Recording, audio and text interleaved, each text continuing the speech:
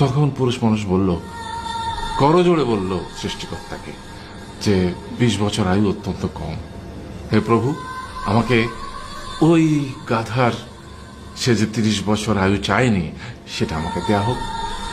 ওই যে কুকুর 15 বছর ফিরিয়ে দিয়েছিল, সেটাও আমাকে দেয়া হোক।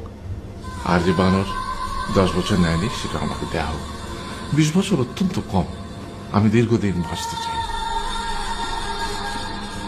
সৃষ্টিকর্তা সেটাও মঞ্জুর করলেন। তারপর কি হলো?